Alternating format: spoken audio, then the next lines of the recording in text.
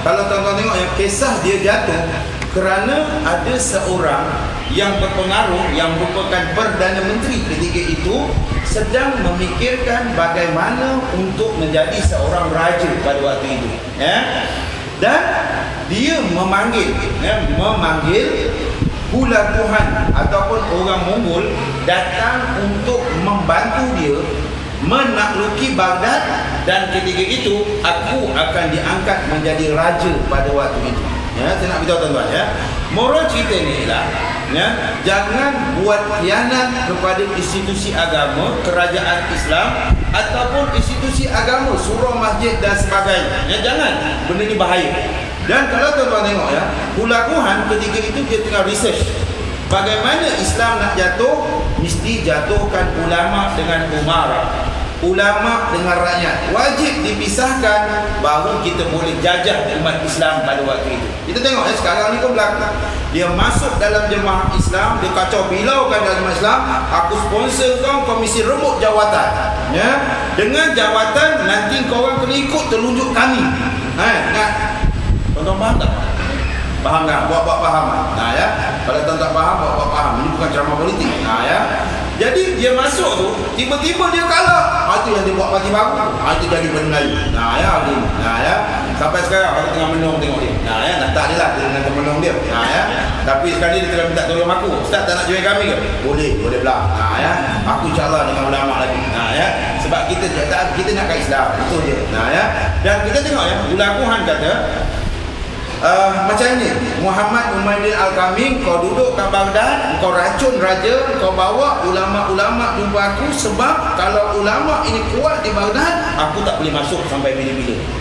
Cita-cita aku akan gagal sebab Muhammad Umayyaddin Al-Kamil nak jadi raja, ya. Hulaguhan nak menjadi penakluk agung kerana tiada siapa yang boleh mengalahkan kerajaan Baghdad. Kata atuk dia yang punya gerombolan tentera yang kuat gagal. Apatah lagi dia seorang cucu. Dia kata aku guna akal sebab kekuatan tak boleh melawan kekuatan Islam. Ingat ya, Islam tidak boleh dilawan dengan kekuatan, tetapi dengan merosakkan akal umat Islam maka aku boleh masuk. Ya, dan ketika itu tuan-tuan, apa yang berlaku, ringkas cerita, kalau tidak mau 2 jam. Ya, ringkas cerita, kalau tidak 2 jam. Ya, akak kat belakang tu aku tengok dah tak boring kuali dah. Ya, mana dah siap dah tu. Ya, pengurusi dah bagi timing pukul 9 mesti siap. Ya, 9.30 siap idam. Tak apa kak, akak sabar, akak idam je. Ya, dia tak cantik. Ya, tak payah. Aku punya idam tak payah, kita ambil sama-sama. Ya, dan ketika itu apa yang berlaku? Dibawa dan hulaguhan menyediakan 3 buah kemah, ya, macam kita kenduri kahwin, dia sediakan kemah dan kemah ini tertutup, dan ketika itu diletakkan ulama, imam, qadi di satu kemah, JKK macam saya satu kemah, YDP, AJK ada satu kemah, dan menteri-menteri di suatu kemah bersama Al-Muqtasim Billah dan juga Muhammad Umayyaddin Al-Kamil yang bercita-cita nak jadi raja. Ya. Dan ingat ya, orang di dalam nak menjatuhkan Islam, ketika mana daripada bermulanya perbincangan dengan Muhammad Umayyaddin Al-Kamil, Muhammad Umayyaddin Al-Kamil dengan begitu manis mulutnya menceritakan tentang kebaikan Mongol. Dan ketika itu dalam jemputan berlaku perbalahan dan percanggahan di kalangan para ulama, tuan-tuan imam, tuan-tuan qadi. Mana-mana yang kuat dengan Islam, dia kata jangan pergi kerana aku takut ada udang di sebalik batu. Dia akan menyembunyi sebab dalam perjumpaan kita dilarang membawa askar. Sedangkan dia musuh, dia baru menjajah negara-negara lain. Ulama berhati-hati. Ulama ni, ulama satu lagi pula niat. Ya, dia orang nak Islam, kita kena sambut dengan baik, tak nampak tentang penipuan. Ya. Dan ketika itu berangkatlah ulama-ulama yang setia dengan Muqtasim Billah yang termakan racun tomahan Muhammad Umayyaddin Al-Kamil, berangkatlah bertemu hulaguhan. Disebut kerajaan tentera hulaguhan, mereka menyambut dengan penuh tata cara yang sopan santun sehingga tenggelam keganasan orang-orang Mongol. Ketika itu dia kata, aku gambar Mongol jahat tapi dia baik. Ahlan wa sahlan, selamat datang, kami baik, kami takkan bunuh kamu. Ada dalam hati, kau tunggu sekejap lagi, kau tiba, kau mampu kau, kata dia. Ya. Dalam hati kasar. Tengok tu hari kan, kita gini, dia dapat join kita, dia maki aman juga cukup. Lepas tu dia dah anggap-anggap, ini kalau kita tak panggil Tok Guru ni datang ni, mati kita ni. Tok Guru join aku boleh tak? Boleh, Tok Guru kata boleh pula. Ya. Jadi kami di bawah kot je. Ya. Itu pasal apa lah. Ya.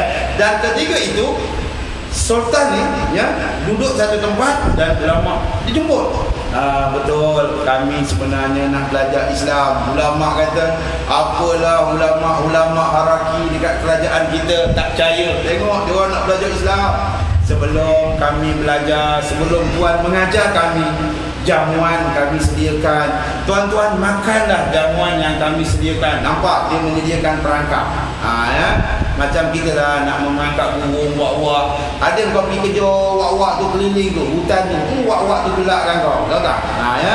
Tapi kita letakkan makanan, wak-wak tu walaupun memandang kiri kanan kita menyorok kan, dia duduk makan tau.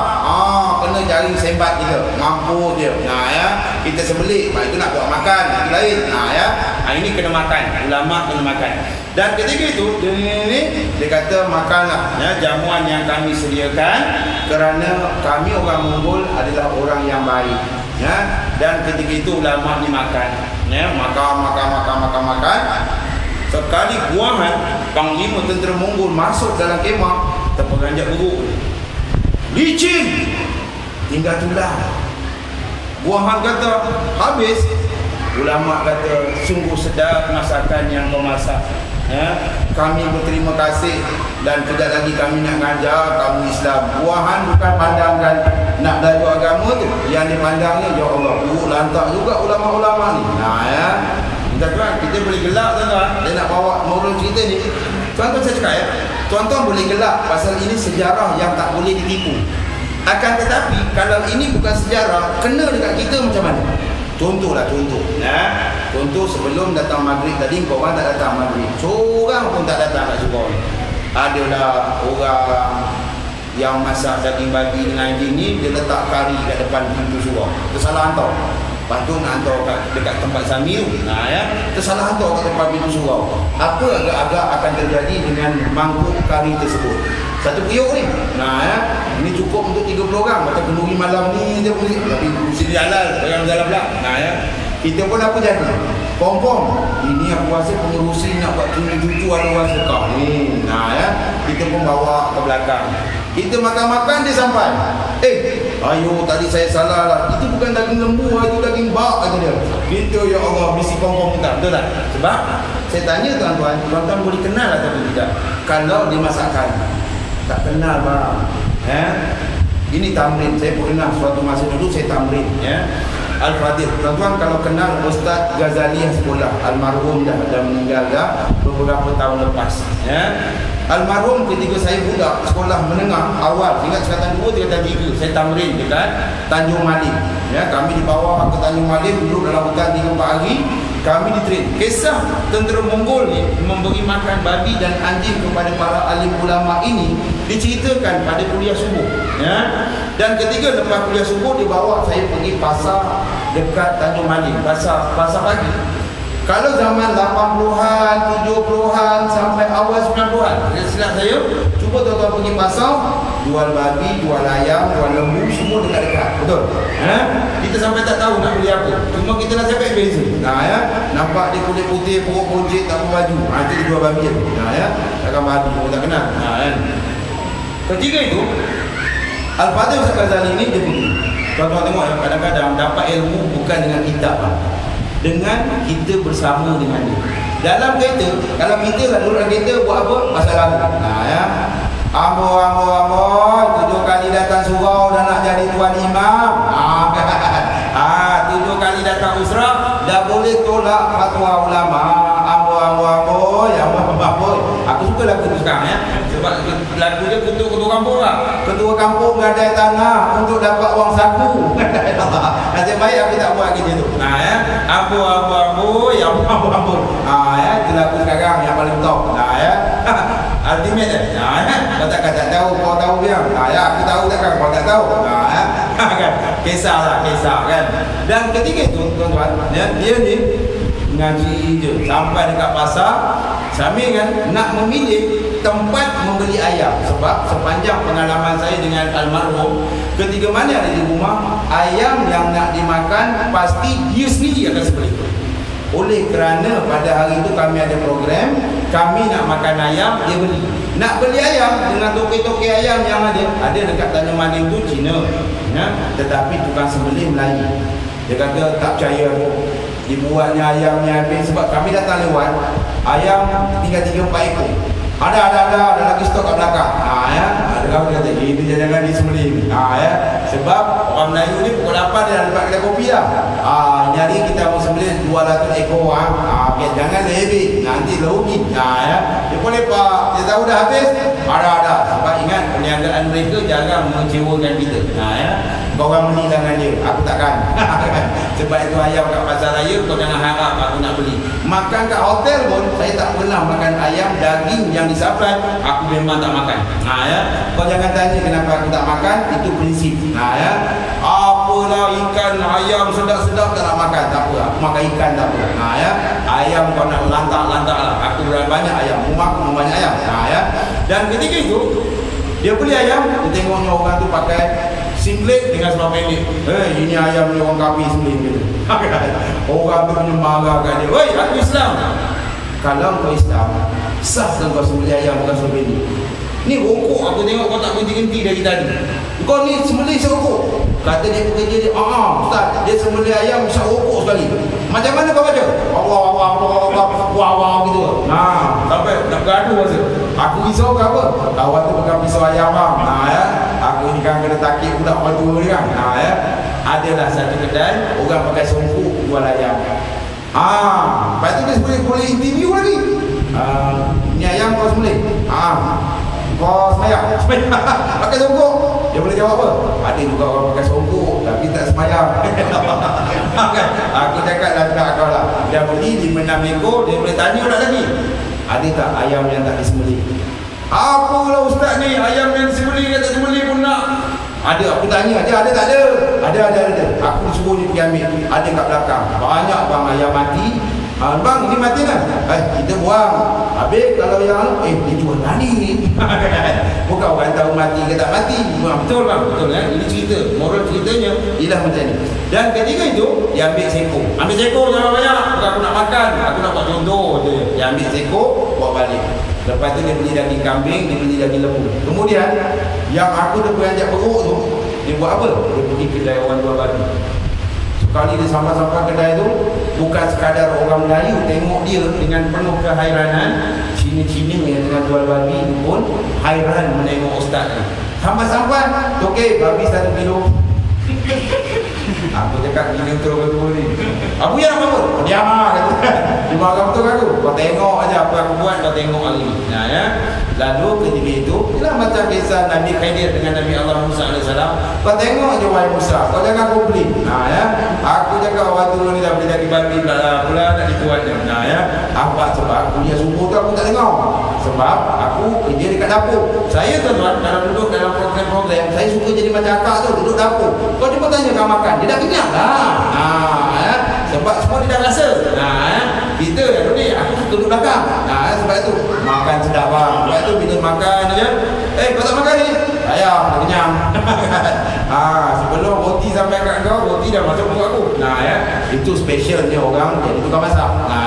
Dan ketika itu sampai diletaknya kambing tu, babi tu dengan ayam tak sembelih dekat atas kita kat Semat Awal itu, yang lain lepas main suhu. Ini pengalaman pelajaran tentang kisah hulaguhan dia bawa. Lepas tu dia kata, okey, tadi pagi aku dah cerita dengan kamu kisah hulaguhan yang membunuh ulama-ulama dan akhir sekali Dia mengatakan, Wuhan mengatakan bahawa kerajaan Baghdad akan dapat kami takluki. Kemudian dia bunuh semua ulama-ulama kerana ulama telah makan makanan-makanan yang haram. Ada tak ulama itu bodoh? Tak. Ada tak ulama itu tak tahu? Tak. Tapi bila ilmu tanpa tarbiyah, inilah jadi. Dan ingat, kadang ilmu dengan tarbiyah itu bersukar untuk kita mempelajari, kerana benda ini dalaman, bukan susah. Dia bukan senang, susah. Saya tanya pada tuan-tuan, dibuat macam ini, saya nak tanya, tuan-tuan boleh menang atau tak menang? Tuan-tuan dengar saya cakap sekejap, ya. Dan ketika itu dia masak dalam periuk, dia letak periuk buruk. Periuk tu lepas tu terus tanam, tak ada terus masak lagi. Ya, aku pun tak nak masak. Saya tanya, Buya, kenapa nak beli daging ni babi ni nak makan? Aku tak makan, aku pegang ya. Pegang bukan tak boleh. Yang tak boleh makan. Ya. Rupa-rupanya daging babi ini tak cuma tak sampai sekilo pun. Cina tu kata, saya punya bapak jual babi, saya punya atuk jual babi, saya punya bapak jual babi, saya pun jual babi. Belum pernah Melayu di babi, lu solang ni. Ya. Lu angkat free kata dia. Taklah bayar kan. Ini zakat. Ya. Cina pun mana zakat. Ya. Lalat ketiga itu kami dibawa, lepas tu dia kata dengan saya, dia kata, okey, tadi aku nak cerita kuliah subuh, sekarang kamu cedok satu senduk dan pastikan ada daging. Aku mohon kepada kamu, bezakan daging yang halal dengan daging yang haram. Antara kami ada budak besar, ada budak ni. Saya budak yang umur kata 2 pada waktu itu. Ya, budak kata 5 pun. Tapi memang kalau bukan tanya budak macam kami, kalau hari ni, ya, minggu depan kita buat program. Minggu depan, ya, kita buat program. Tuan-tuan beli ayam disembelih, ayam tak disembelih, tuan-tuan beli babi sekilo. Boleh, apa salah? Tuan-tuan beli tak salah. Yang salah makan. Ya. Tuan-tuan masak rebus-rebus, lepas tu tuan buat ujian kat depan. Ya. Macam mana Buya buat? Ialah dia ambil punya daging yang haram, ditaruhkannya lidi di dalam daging tersebut. Ya. Ketika itu dia kata, aku nak korang bezakan mana daging yang halal, mana daging yang haram. Aku ada masuk daging lembu, daging kambing, daging ayam yang disembelih, daging ayam yang tak disembelih, dan juga daging babi. Jadi ketiga itu, bila mana kami angkat satu sendok, saya gagal. Semua gagal. Hatta Abuya sendiri, dia kata, saya cakap, wahai Abuya, Tuan Guru, bagaimana nak kenal daging ini halal ataupun haram? Okeylah. Oleh kerana aku yang buat, aku tahu yang mana halal, yang mana haram. Akan tetapi, walaupun aku yang buat, andai kata orang yang kusuruh memasak ni tadi, engkau beri dia aku yang tukar kacau, aku tak tahu daging itu daging apa. Engkau khianat terhadap yang apa yang aku suruh, aku juga pasti akan gagal nak mengenal antara daging ini sama ada halal ataupun haram. Ya, okeylah dia kata. Ini daging babi. Kita masak berapa minit ni? Lebih kurang 20 minit. Ketika mana dia angkat daging tersebut, daging babi memang berbeza, daging lembu memang berbeza, daging kambing. Tapi pada hari itu dia tidak buat dengan tulang, dia buat dadu, semua dadu, dia potong dadu. Ya, jadi bila potong dadu susah nak kenal. Dan ketika itu dia kata, tengok, daging ini dimasak dalam masa yang singkat, dia masih daging tidak masak. Ini daging babi secara lahiriah. Akan tetapi kalau dimasak dengan masa yang lama, aku juga tak akan kenal benda ini. Lepas tu kami tanya dia, macam mana aku yang nak kenal daging ini haram atau tidak? Dia kata, mana-mana daging yang halal, aku tidak meletakkan sebarang tanda. Mana-mana daging yang haram, aku telah masukkan lidi di dalam daging tersebut. Dan kalau lidi itu tidak tercabut, maka itu sah. Kalau dia tercabut, aku juga tak boleh nak mengenal dia adalah daging yang halal ataupun haram. Sebagai contoh dia kata, okey, ini daging ayam, ini daging ayam. Okey, daging ayam ini, tadi kau pegang, aku pegang, memang ada lidi dalam dia. Okey, kau cabut lidi di dalamnya, ya. Dan kita tengok ya, ketika mana walaupun dia berada dalam lidi dengan tidak ada lidi, apakah rupa daging ayam tersebut? Sama. Kamu boleh beza, akan tetapi di sisi Allah ini halal, ini haram. Kerana ini tidak disembelih dengan nama Allah. Nampak tuan? Okey, ni kau cabut lidi tu. Okey, aku letak dekat ni, okey, kacau. Okey, sekarang tanya aku yang buat tadi. Aku kenal, aku juga tak kenal. Hanya Allah yang maha mengenal. Nampak? Hari ini kita boleh tipu, kita boleh gelap terhadap ulama-ulama yang kita kata bodoh kerana memakan makanan terlampau terikut-ikut dengan budaya dan sebagainya. Akan tetapi kalau kita duduk di situ, apa jadi pada kita? Ni perlu pada perhatian katanya. Apa nak mati dengan iman susah bah.